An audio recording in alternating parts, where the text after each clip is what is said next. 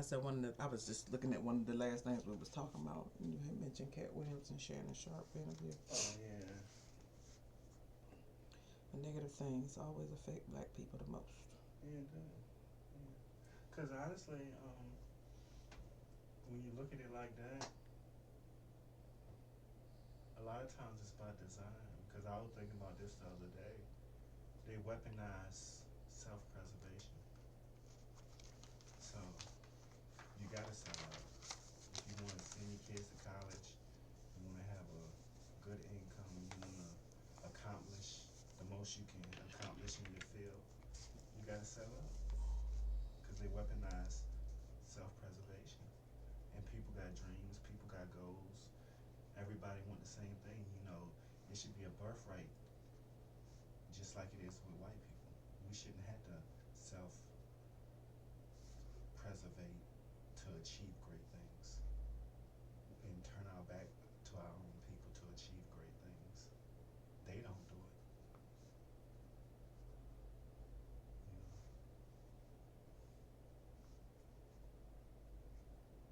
But that's the world we live in.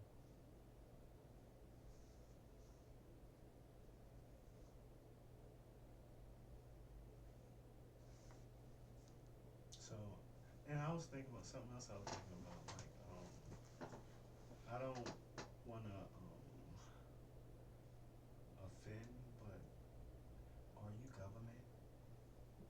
Do I work for the government? Yeah. No. Okay. Because I noticed a couple of times I mentioned government, it kind of, like your facial expression kind of seemed like it irritated me a bit. Like, and I don't know why, because the government is in the wrong No, I make. for this. They're clearly in the wrong for what they're doing. I don't. No. And I don't work for the government at okay. all. And they are wrong for what they're doing. And I think it's crazy that yesterday morning I went to McDonald's, and as I'm walking, I get in the McDonald's parking lot, and this was breakfast. Um, there's I guess it's a father and daughter, but they're adult children. I mean, she adult child. She was at least 35. He was probably 60s. And she said, "Don't do that, cause you'll die." And he said, "You right about that?" When I pulled up in the parking lot, and that leads to a bigger conversation, because how is it that you can police indirectly when it comes to accusations against me, which a lot of made up, is either three things for the indirect policing that the government do. They lying, flat out lying is one. They lying by omission, or they create the environment for it to take place. That's pretty much the whole situation. So, but they can police indirect when it benefits them and fit their narrative. But when people break free, myself and people in the community break free of the norm and speak their mind, why is that not credible as everything else? Because from a legality standpoint, the indirect police is viable, correct? Because they say it is. It's viable. Now, when you start talking reasonable doubt, that comes into question. And maybe they like things the way they are, in the gray area. And, if they're going to read my mind, why do people have to listen to my thoughts? Why? Let's say if it's 15,000 people in the city of Williamsburg, the 15,000 people got earpieces, and everything I think that they want people to hear, they let them hear. Why they can't talk and tell, and if me and you right now, why they can't talk in your earpiece and let 15,000 people hear what they telling you to say or do? Why do you have to react off my thoughts? Because at times that overwhelms you, and it overwhelmed me. And when I say you, I mean people as a collective. No, I'm about to say I can't. I mean people as a collective. It overwhelms people in the community, and it can overwhelm me. The reality is my private business had no business being displayed in someone's earpiece without my permission. That's a human rights violation, along with all the health risks this medicine poses. That none of it I agreed to. So why they can't tell people what to say in the earpiece? Why they got? And there's times where like when I lived back home, and my friend came down from Florida. We riding in a car, and I think something, and he abruptly said something which was obvious that he was in my head, because he didn't do a good job of hiding it. So how does that factor in? You know, for something, it's kind of an oxymoron that I'm famous for getting my mind read, but then I'm not getting my mind read, and everyone act like I'm not until I look at them and then their eyes either bloodshot, red, or watery. You know, and but look at what our government is doing right now. They just doing a lot of illegal stuff and getting away with it from just everything. And America usually set the standard on how governments behave. But look at Israel. Look what they doing. 30,000 kids and women killed. And we wouldn't sign, what was it? A ceasefire. We wanted it to continue. America. Look at Russia and Ukraine. And I can pull up my Facebook is deactivated, but I can pull that up right now and show you on October 31st, 4 months before the Ukraine war. I predicted that war. Not that war specifically, Ukraine and Russia, but I predicted something like simple what happened. And I put it on Facebook because I got tired of thinking about things and seeing it come into fruition. Not because I thought it, because I'm aware of how these people operate.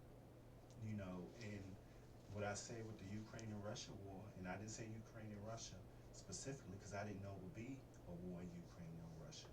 But what I did say was, I was like, all this divide in America, and I posted this on my Facebook for everybody to see. I said, all this divide in America, America can't continue down this path. Black and white, Black Lives Matter, Trumpism. I said, we can't continue to go down this path. And what's going to happen is America is going to have a new enemy to make our issues become less relevant. The back and forth between black and white and all that going to become less relevant. And we're going to have a new enemy to put all our focus on. 4 months later, the Ukraine war started in February. And that gave us a new enemy. And when it first started, I'm like, guess I was right again. Same thing with Donald Trump presidency. I predicted that a whole year and some change before it happened. I said, Obama is the positive of a battery if you black. Trump is the negative. And if you white, then it's the reverse. Make America great again is positive to white, and it's negative to the black community. But they got the same master, Trump and Obama. But what I said with the president after Obama, I said the next president after Obama is, if they don't take me off this medicine, it's going to be very controversial.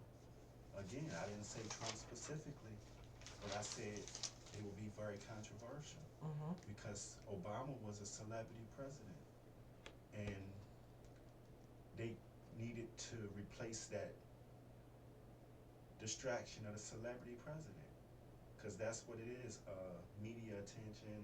And instead of it being positive, they changed it to a negative thing with the president. And this was before Trump even started running for the 2006 presidency, 2016 presidency. So they're not doing these things because I think it and say it. They're doing these things because that's what they're gonna do anyway. And I'm figuring them out, just like how they can predict my moves 4 and 5 steps ahead. But I can predict theirs at times too. And so this situation is ridiculous. Our government is tripping. It's self-sabotage. This country is self-sabotaging itself. They're dividing its own people and putting them against each other and it's lawless, and we've pretty much headed toward martial law if you think about it. But then you got the black elite like the Shannon Sharps and the Cat Williams distracting us with nonsense stuff. And to be honest with you, and I'm black, it's level to coonery. That's all it is. You see one coon get on TV and talk about another coon that's not in, you know, and they all serving the same people. So even though Cat Williams grabbed a lot of attention with his Shannon Sharp interview, I'm not too impressed or fooled by it because at the end of the day, he's touched on a lot of real things, but I don't trust it. Just like I don't trust what I saw with Jay-Z at the Grammys yesterday. I didn't watch the Grammys, but I saw it on a Today Show where he get on stage and said Beyonce got more Grammys than anyone else. How come she hasn't received Album of the Year? And he didn't say this part, but Taylor Swift got 4 albums of the year, but Beyonce got the most Grammys of anybody in history. And Jay-Z got up at the podium and said, "How come Beyonce's never had Album of the Year?" But that's of Jay-Z own making. You know why? Because when it's a BET award, the Jay-Z show up to that. That don't get him out the bed. But he go to the Grammys to try to further his ambition amongst his peers that don't look like him, because that's who he want acceptance from. He done passed the black threshold, him and Beyonce. The only time Beyonce is pro-black when she got an album coming out. You know, any other time, what does she do for the community? Go to the BET Awards, perform at the BET Awards. You know, for your own people, your own little girls that love you and buy your tickets and come to your concerts. No, they don't go to BET Awards, but they go to the Grammys where they got a history of not giving black artists what they deserve. So really, that's a J.O. making, and you know, and the whole thing with that is, when I look at Jay-Z, I got him pegged out. I can predict him too. Jay-Z's the type of person that he will sacrifice as many black people as he can to get a seat at the table at the all-white boys club. He don't care how many black people he got to sacrifice to get a seat at the all-white boys club table. And he'll never get a seat at the table.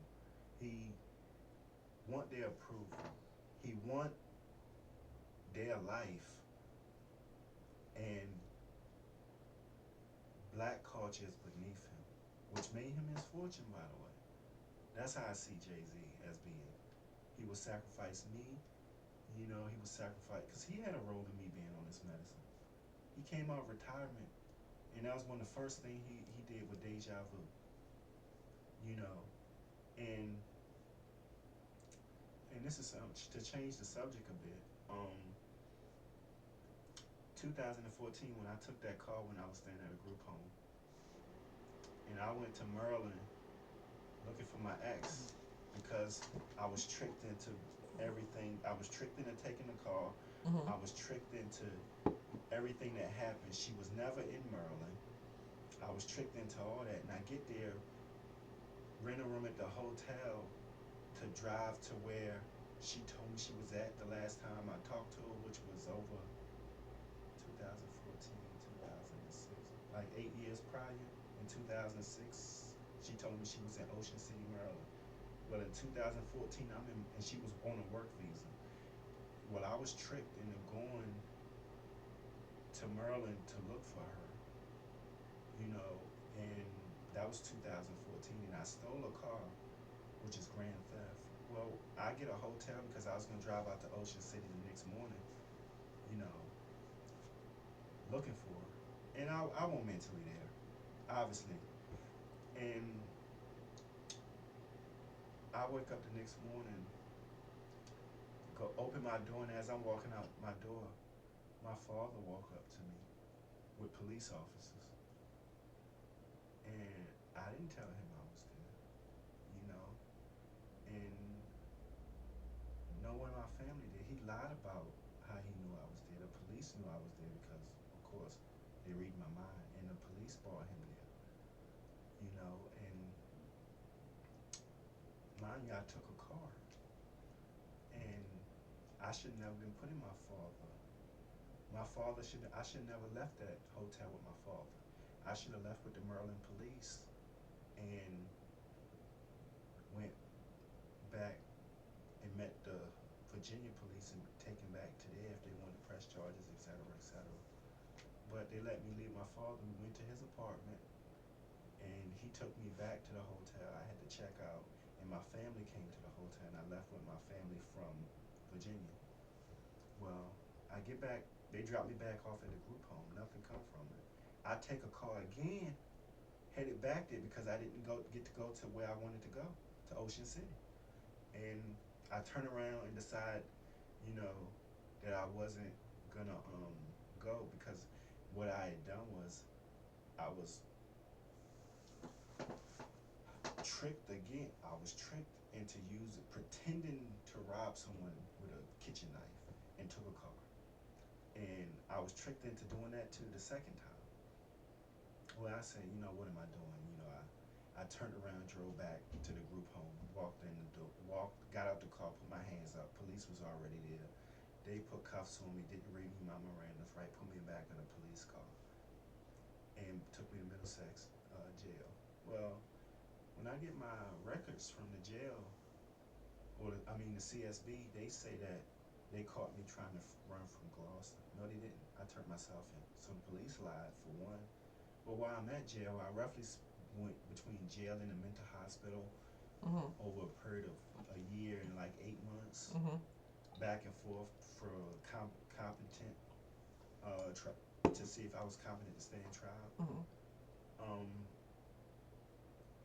in which that's a whole nother story because I wanted to make my case to the judge and tell the judge what was going on, with the extortion of me and my family. But the lawyer wouldn't let me, and they did an NGR without my permission. They did an NGRI without my permission and sent me to Central State. And then I end up going to Eastern State. Then I get released into Gateway in Williamsburg. Then I get my own apartment. But while at the Middlesex jail, the judge tell my lawyer, who's a government agent, and that's why I asked you, was you on, because the whole Spies in Disguise thing, the movie with Will Smith, the animated movie. The judge tell my lawyer, wait a minute, the what? Spies in Disguise. Will Smith played in an animated movie called Spies in Disguise. Because everybody I meet is not who they say they are, and I can't tell the difference. I can suspect, but they'll never admit to it. But the judge tell my lawyer, who was a spy in disguise, that quit playing. Don't act like we don't know what this is. He was intimidating my mom. He had my mom in the courtroom trembling. One of the correctional officers come back to my cell, and he was talking to me. He was like, "Yo, like what they doing is, like to your family is not right, and that's that." But I'm saying all this to say this. I said all that to say this. Um, my wallet go missing while I'm at jail, and I think that plays into them covering up the police letting me leave with my father, because that shouldn't have happened. And the reason why I say that, because other reason why my wallet go missing, and that's not the first issue I had with my wallet. You know, when I was first put on this medicine in 2006, I had my father's cell phone number in my wallet, and I'm in McDonald's in Norfolk off of can't remember the street, but two white guys coming in. You could tell they was feds in regular clothes, looked like CIA or something. Walk up behind me, and I felt something poking my back, and I didn't know if it was a gun, and he was just bad at pickpocketing. But I felt something pressing my back, and I didn't move because I totally felt them going into my pockets, and I let them do what they did. And when they left out, and after I left, got my food and went in the car, I didn't say it to any of my family members that I was with. I was with my cousin and her boyfriend. I didn't say anything to them, but I checked my wallet, and my father's number was gone out my wallet. They basically feds pickpocket my wallet and took my father's number out of it. For what reason, I don't know. Cause you know, who knows? But and back to the Maryland thing. When my father showed up at the hotel, I know I'm going all over the place, but hopefully you're keeping up with me. You know, my father came to the hotel, and you know why I think the police brought him there? Because up until that point, my father had no, he wasn't implicated in what was going on with me. And I think they tricked me into going to Maryland so they can implicate my father into the situation and leverage that for whatever reason. And the crazy thing about it, my father no politician. So up until that point, you know, I don't know my father. I seen him 4 or 5 times in my whole life, you know, and that's why his number was in my wallet and not Mm-hmm. already saved in my phone Right. because I don't have a relationship with him, you know. And I think my father is in a delicate situation because even though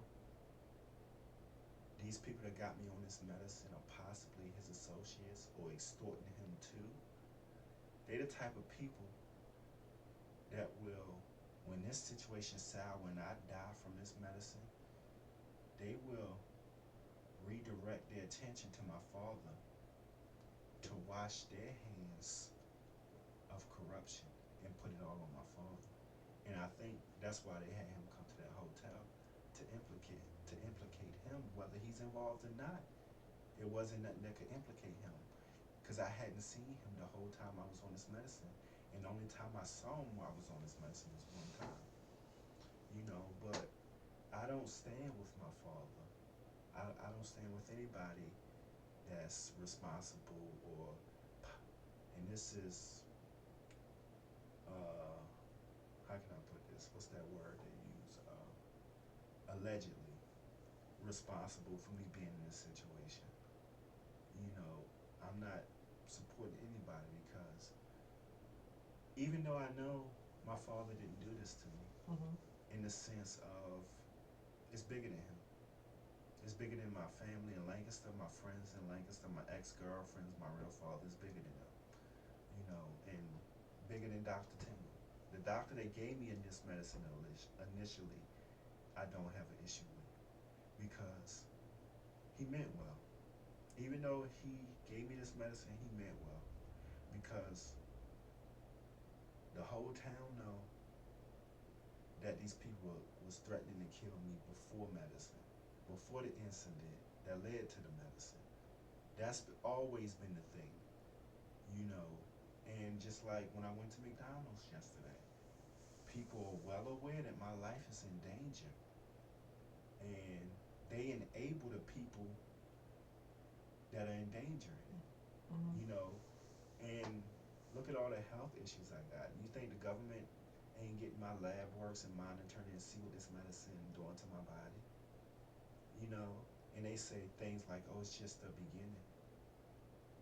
You know, if I was to tell someone to jump off a cliff, wouldn't that be telling them to kill themselves? Yeah.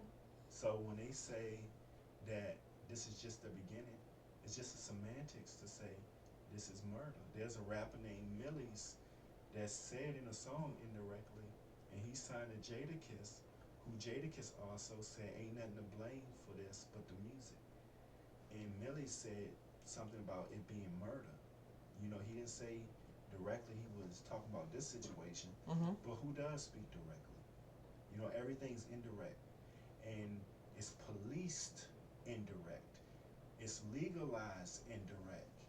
But when the indirect corruption is exposed, it get ignored.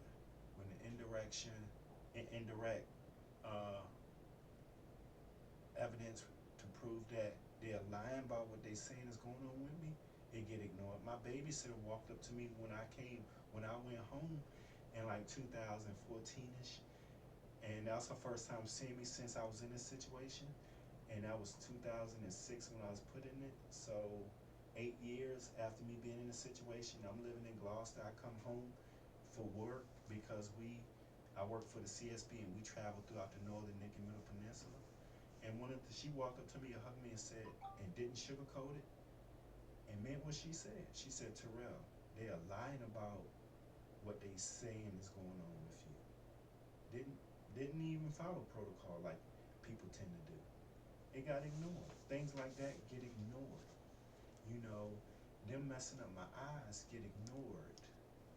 You know, them going in my wallet taking numbers out, it get ignored. You know, the mayor of my town being a criminal get ignored. So everything that you hear about me or that you see these folks focus on, it's not out of necessity, it's a choice. Because it's so much stuff that's being ignored that's more crucial than the lies and the propaganda that they are entertaining y'all with. They spend more time entertaining the lies than they actually do the facts. You know, and you know, and basically, I'm public enemy. You know, I'm public enemy, and people not gonna like me. People are not gonna like me.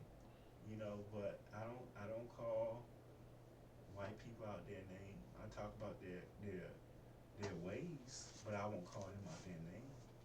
You know, and because everybody got ways with them. I talk about black people ways. You know, I talk about people ways if I've been around long enough to know their ways. Mm-hmm. You know, and but you know, it's crazy. This situation is crazy, and it has gone too far. And my father said that when he was taking me back to his apartment when I took the car and he came to the hotel. He said, "This done gone too far now." You know, so he's clearly not in control. He's clearly not in charge. You know, and again, these type of and it's George Bush. You know, that's the leader of the pack. You know, them Bushes got a history of doing that. You know, smiling in your face, doing business with you, and screwing you in the end. They did it to Emmanuel Noriega. They did it to plenty of people. You know, Saddam. It's so much documentaries talking about Bush Senior. You know how you either end up dead or in jail being aligned with him. I had a guy named Brad. Another thing that they don't mention. When I was at Central State, he was talking to me, white guy. He had a book about George Bush Senior and how he went down in a plane in Japan and he survived. And it wasn't much about that, but we was on the subject of George Bush, and I think he was trying to tell me something, and he was like, "Yeah, it don't tend to end well for them people that get caught up with them bushes." That's what he said. You know, so you know, people are well aware of what this is. You know, and they still partake in it. You know, and Um, and it was something else I wanted to touch on. What was I touched on the stuff about my father, who I don't know. I touched on asking you, was you agent? What was one more thing? I used to write stuff down, but I don't write stuff down anymore. We talked about that before. I'm gonna get back on it though. I'm gonna get back on Because making last the time list. you had it on your phone. Yeah, I'm gonna get back on Mm-hmm. making the list. Okay, I know what it was. How much time we got? 10 more minutes. 2 more minutes. Mm-hmm. I say that for next time. I guess I could probably. I touch on it a little bit. Like I had my annual wellness physical at Terrell last week, and like how I was telling you, Ti put in a magazine that big publication, nationwide magazine, that he was signing an artist that had a child that had a newborn baby and AIDS. You know, the dude I was telling you about that got from my hometown, they got brain with the question mark. You know, you know, people don't know if I got an STD or if I don't. I know, my doctors know, the girls I had sex with know. But it seems like that's supposed to be a key factor into whatever this is, what people suspect. And I'll touch more on this next time. And I'm actually gonna make a list of this, you know, the little things relating to that I'm gonna touch on. But um, I let her check on my groin area because I have a thing where I sweat a lot Mhm. in the groin area, and that was the STD scare. I've never had an STD, you know, and that was the scare right there, you know, because I always kept getting irritated from sweating in the groin, and it's just a matter of keeping myself dry, and my skin changes and look better and healthier. And well, I showed the doctor, you know, I done had probably a dozen or more STD tests, every one you can think of, and you know, not because I think I got one, because I keep trying to prove to people that I don't, you know, and it seems like they are pushing that narrative that I do, you know, and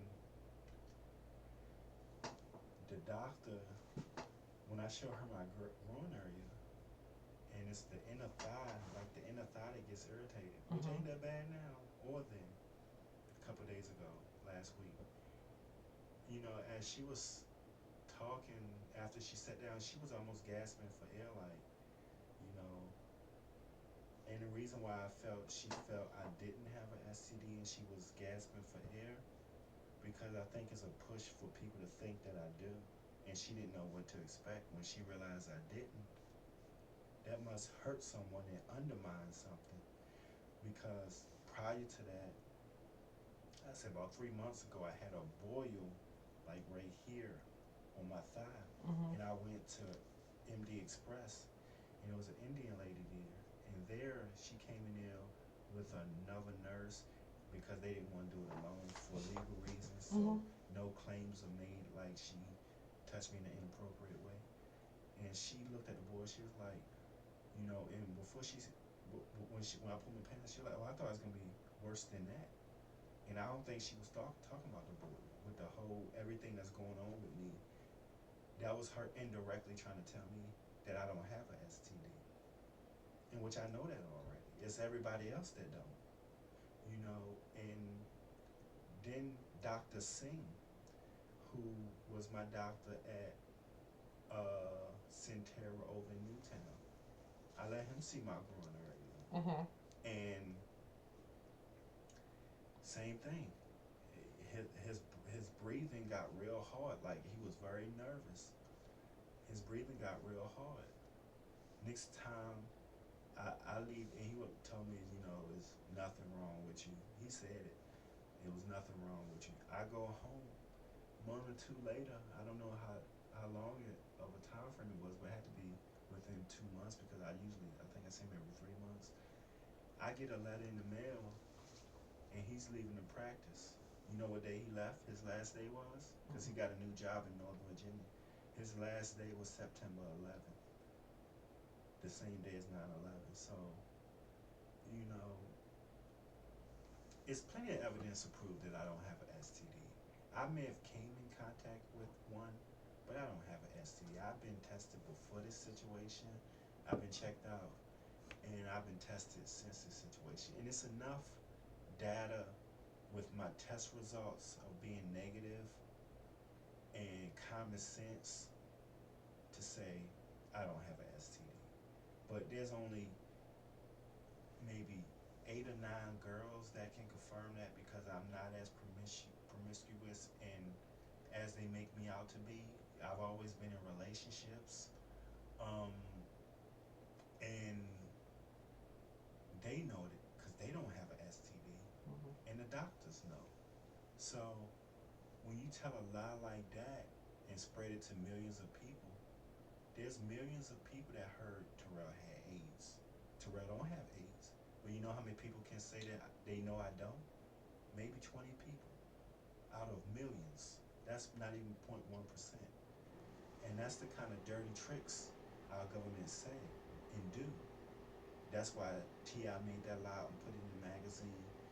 There was a dude, a DJ, a VJ for MTV, and one of the first things that happened in 2006 when I was put on the medicine, I don't even know if I knew I was on the medicine. I'm looking at MTV, I believe, and he talking to, I think it was Spring Break, and he talking to women on spring break, and she said something about someone being attractive, and the DJ said, "Well, what if he has a STD?" Mm-hmm. You know, there's a push to make people think I have a STD. I don't know why that is, but there's a push for that. You know, and it's at 3 minutes, and they'll never know that I don't. And I think that's the games the government play. You know, and you know, it's nothing I can do about it. You know, as far as proving to the world that I don't have an STD. You know, because I sweat a lot in the groin area, and you know they'll try to mistake that. I know for a fact I don't have an STD. If that's in question to any outside source, they'll read my mind. They know symptoms. If someone keeps sweating and only get irritated in the inner thigh, which is like the same as Under your arm. under your arms or under your breast if you're a female, it's clearly not an STD. It's nothing on the penis, nothing on the hair part on the front of it. So it's clear that that's not the case. They can, if this got UN implications, the UN can clearly bring in a professional and let them listen to all that. They can also get my exes tested. You know, it's ways around that to determine that if they really want to know that. But you know, the thing with the UN are just United States lynchmen. They do. They turn a blind eye to America's dirty work and sanction everybody else that's not allied with NATO for doing lesser than what America is doing. You know, and being American, hey, if I want in this situation, kudos. If that's what the UN gonna do, partner with you. I don't want no sanctions in America to make everything more harder for me. But it's not fair on a global scale that the UN does that. It's not fair because America shouldn't have that luxury of committing crime and other countries don't. Where in reality, none of them should be doing things to get sanctioned, but they all do. But it's funny that they only focus on non-NATO members, you know. But yeah, you know, and but yeah, like, and I said like all this to say this, like, you know, I'm old answers after 18 years, roughly. This spring will be 18 years. I'm old answers, not this indirect stuff that they do. That's not cool. You know, I've been given challenge coins by powerful people in government that disappeared. They done gave contracts to, I guess that's what they say it is, a contract, verbal agreement, saying we gonna tell you, but then we not gonna tell you. There's things you know, but then there's things you don't know. And I put it in a way just now, way to actually make somewhat sense. But if you was to see it, the contract that they broke in my house and took, it made no sense. That's probably why it disappeared. You know, and if I still had it, I could show it to you. I could show it to the doctor that's prescribing this medicine right now, and it wouldn't be any deny. You couldn't deny it. So I guess that's why they took it from me, and that it wouldn't hold up in court. Another reason. But then they have rappers and people say things like, "I'm under contract." I'm not under no contract because if that's the case, that contract don't mention mind reading. So if there's things they're gonna tell me, and you gotta tell me verbally. It said nothing about indirect. And if indirect is what you meant by that, you don't put what you mean in contracts. You put what binds the contract. And rules you have to, on both sides, follow. Because if one side do it and the other side don't, that's a breach of contract. So they breached their own contract. So I guess that's why they stole. They didn't say we're gonna tell you what we're gonna tell you indirectly. That gotta be stated in the contract. If it's a viable contract, it ain't no loophole at the end of the day. It won't hold up to tough scrutiny because in reality, it ain't meant to hold up to tough scrutiny. Because it wouldn't. Let's And pause on that one. yeah, and it wouldn't hold up to tough scrutiny. So